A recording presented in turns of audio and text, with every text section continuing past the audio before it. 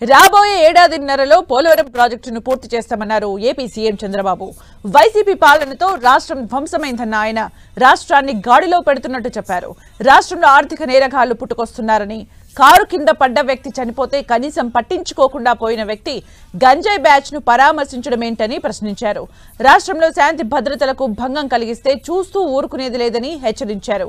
Public సేఫ్టీనే తమ మొదటి ప్రాధాన్యమన్నారు.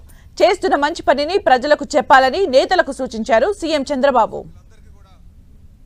పోలవరం 12,500 కోట్ల రూపాయలు కేంద్రం ఇచ్చింది. రాబోయే 1.5 ఇయర్లో పూర్తి చేసి ఎట్టి పరిస్థితుల్లో 2027 నాటికి జాతికి అంకితం చేసే బాధ్యత ఈ ప్రభుత్వాంది. స్టీల్ ప్లాంట్కి 11,400 కోట్ల రూపాయలు ఇచ్చారు. 4-5 నెలల్లోనే విశాఖపట్నం స్టీల్ ప్లాంట్ ఒకప్పుడు అగమ్య గోచరంలో ఉండే ప్రాజెక్ట్ని ఈరోజు మీరు చూస్తే లాభాలు బాట నడిపించే పరిస్థితి తీసుకొస్తున్నాం. ఎకనామిక్ టెర్రరిస్టులు వచ్చే పరిస్థితి వచ్చింది. పదే మనం మాట్లాడుతున్నాం. టెర్రరిజం ప్రపంచానికే పెద్ద ప్రమాదం అని. అదే సమయంలో ఎకనామిక్ టెర్రరిజం కూడా దేశ ఆర్థిక వ్యవస్థకి, రాష్ట్ర ఆర్థిక వ్యవస్థకి అంతే ప్రమాదం. ఇంకో పక్క క్రిమినల్స్ రాజకీయ ముసుగులో తిరుగుతున్నారు. మొన్న మీరు చూశారు, ఒక రాజకీయ నాయకుడు పరామర్శిస్తాడు, తప్పు లేదు. పరామర్శించేవాడు ఎవరిని పరామర్శించాలి? గంజాయి బ్యాచ్నా, రౌడీ షీటర్నా? అంటే మీ పార్టీలో ఉండే రౌడీ షీటర్లు గంజాయి బ్యాచ్ని మీరు ప్రోత్సహిస్తే, మేము యాక్షన్ తీసుకుంటే అది తప్పు.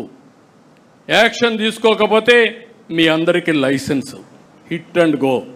చక్రాల కింద మనిషి పడిపోతే, మనమైతే దారిలో ఉంటే పక్కన యాక్సిడెంట్ అయితే నిలబెట్టి ముందు వాళ్ళని హాస్పిటల్కి పంపించి పరామర్శించి, టైం ఉంటే మనమే తీసుకుపోయి హాస్పిటల్కి పంపించిన తర్వాత మళ్ళీ ప్రయాణం కొనసాగిస్తాం, ఎంత అర్జెంట్ అయినా. అది సోషల్ రెస్పాన్సిబిలిటీ. అలాంటిది నీ కారు కింద పడిపోతే కనీసం పట్టించుకోకుండా తీసి బయట పారేసి వెళ్ళిపోయిన సందర్భాన్ని మనం చూస్తే, తిరిగి ఇదే కారులో జరిగిందని ఎవిడెన్స్ వచ్చిన తర్వాత, పేపర్ ఉందని, టీవీ ఉందని ఎదురుదాడి చేసే పరిస్థితి వస్తే ఎక్కడికి పోతున్నాం? రాజకీయాలు టెక్నాలజీ కూడా ఉపయోగిస్తున్నాం.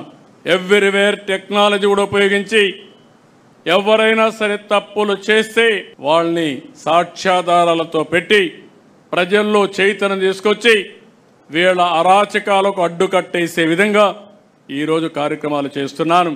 నాకు కావాల్సింది ఒకటే గుర్తుపెట్టుకోండి, public safety is most important. నిజం గడప దాటేసరికి అబద్ధం ఊరంతా చుట్టొస్తుంది. ఆ అబద్ధం మీకే అనుమానం వచ్చేస్తుంది, నేను నిజం చెప్తున్నానా లేకపోతే నేను కూడా మోసపోయానా అని అనుమానం కలిగే పరిస్థితి వస్తుంది. అందుకే ప్రతి ఒక్కరు కూడా అప్రమత్తంగా ఉండడమే కాకుండా, మీకు ఎన్ని పనులున్నా వాస్తవాన్ని ప్రజలకు చెప్పడంలో, పదే చెప్పడంలో మీరు చొరవ తీసుకోవాల్సిందిగా నేను మిమ్మల్ని కోరుతున్నా.